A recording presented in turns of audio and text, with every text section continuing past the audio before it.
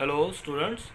अब हम इस वीडियो में बात करने लगे हैं फ्रिक्शन चैप्टर के एक्सरसाइज बी के रिगार्डिंग। वो बेटे है based on ladders and beams. वो है based on ladders and beam. बेटे ये वाली exercise examination point of view से सबसे ज़्यादा इंपॉर्टेंट है। लैडर्स वाले क्वेश्चन सबसे ज़्यादा इंपॉर्टेंट है बेटे। इसमें से जितने भी क्वेश्चन डिस्कस किए जाएंगे या आपके पास नोट्स आएंगे उतने ही क्वेश्चन करने की ज़रूरत है। बाकी थोड़े से डिफ़िकल्ट होते हैं तो वो करने की ज़रूरत नहीं है। तो लैडर्स एंड बीम्स में जब हम क्वेश्चंस करेंगे तो देखो, एक हम जे बनाएंगे, इसको हम बोलते हैं वॉल। एक हम जे बनाएंगे, इसको हम बोलते हैं ग्राउंड। जो ग्राउंड होगी वो ज़्यादातर हमें रफ ग्राउंड दे रखी होगी। ओके, अगर हम क्वेश्चन ही रीड आउट कर लें, कहता a uniform ladder rest against A vertical wall in a plane perpendicular to the wall. The length of the ladder is L. The distance of center of gravity from the foot is C. Its inclination to the horizontal is alpha. Show that if the wall is smooth, the coefficient of friction is this one. तो अगर हम diagram draw करें तो suppose this is the ladder,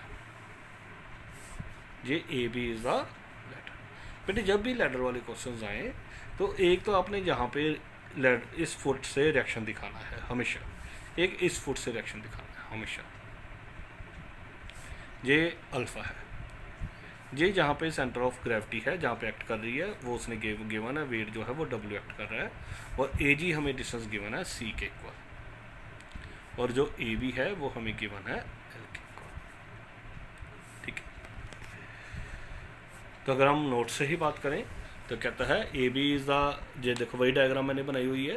तो A B is the ladder, ये is the centre of gravity, A B is equal to L, A G is equal to C, ground is rough, wall is smooth, R and S are the reactions and we have to resolve the forces. तो अगर आप देखो तो are किसके equal आएगा? जो vertical forces है वो इक्वल होती हैं, vertical and downward forces equal होंगी, तो R will be equal to W. अब बिकॉज अगर लैडर को मूव कराएंगे तो लैडर इस साइड को मूव करेगी, तो फोर्स जो फ्रिक्शनल फोर्स आएगी वो इस साइड आएगी, और यू नो फ्रिक्शनल फोर्स हमेशा म्यू आर होती है।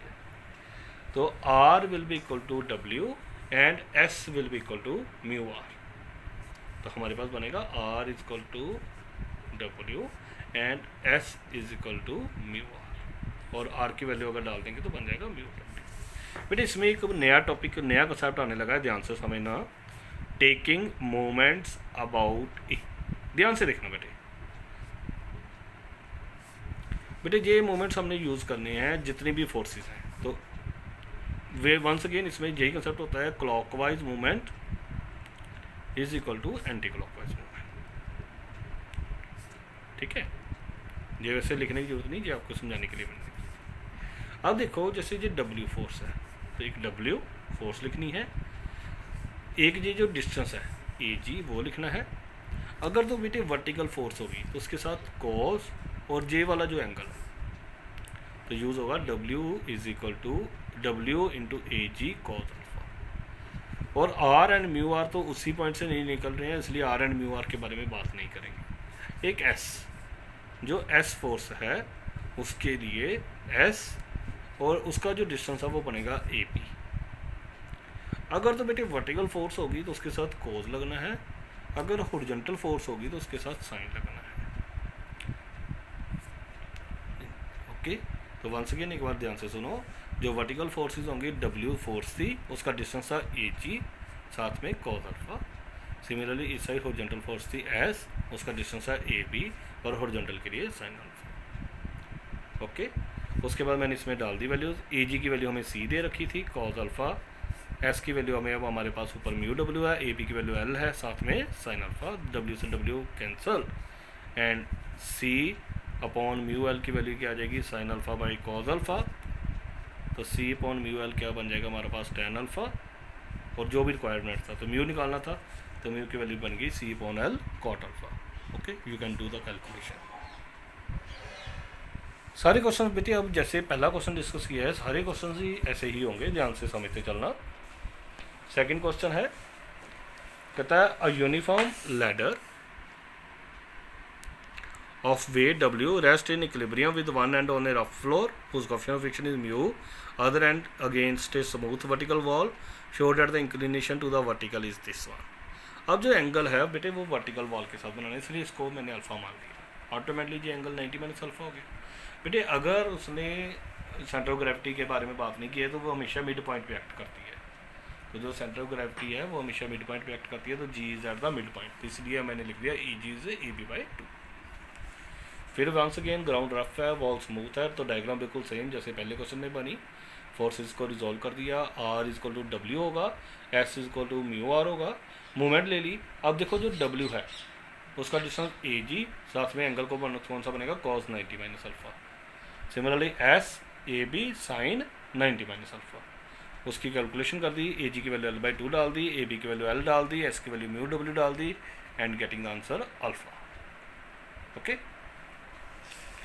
नेक्स्ट क्वेश्चन है बेटे, थर्ड क्वेश्चन है, कहता a uniform ladder rest with one end against a smooth vertical wall and other and on a rough plane, the coefficient of friction being 3/4, if the inclination is 45 degree, show that a man whose weight is equal to that of the ladder will just stand on the top of the ladder without slipping। तो क्या कहता है, अब इसमें उसने man भी दे दिया।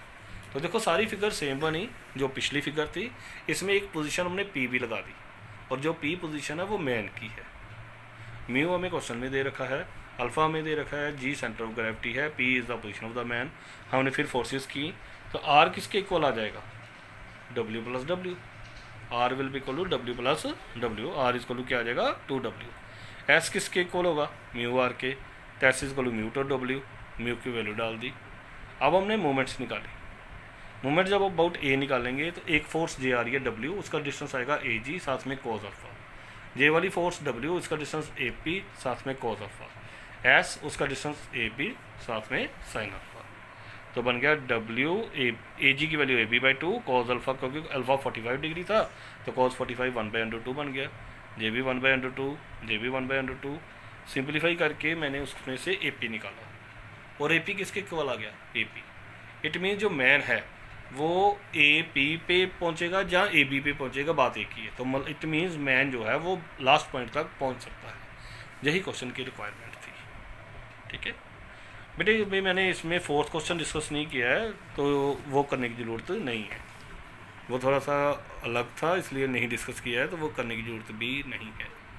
Next fifth question है, कहता light ladder rest in equilibrium with its lower end on a rough plane, upper end against a smooth wall, find how high a man of weight W can climb without slipping takes place. जब बेटे light ladder आ जाए तो wait of the ladder नहीं लेना है, जब light ladder आ जाए तो वेट ऑफ लैडर नहीं लेना है, मतलब सेंटर ऑफ ग्रेविटी नहीं बनाना है। बाकी देखो सारी फिगर सेम, आर है, एस है, जे डब्ल्यू जो है वो मैन का वेट है, पोजीशन ऑफ मैन है, P is the position of man and W is the weight of the man. फिर once again R is equal to W, S is equal to mu R, S is equal to mu W आ गया। Moment about A लेंगे तो क्या बनेगा, W into कॉजल, W into A P into cos alpha, S into A B sine alpha, और उससे हमारे पास ए पी निकला है। ओके, तो यही हमारी रिक्वायरमेंट थी। तो ये इतना ही क्वेश्चन जो है लास्ट टाइम 2019 के पेपर में आया हुआ है, ये फिफ्थ क्वेश्चन। तो अभी इतना ही, थैंक यू।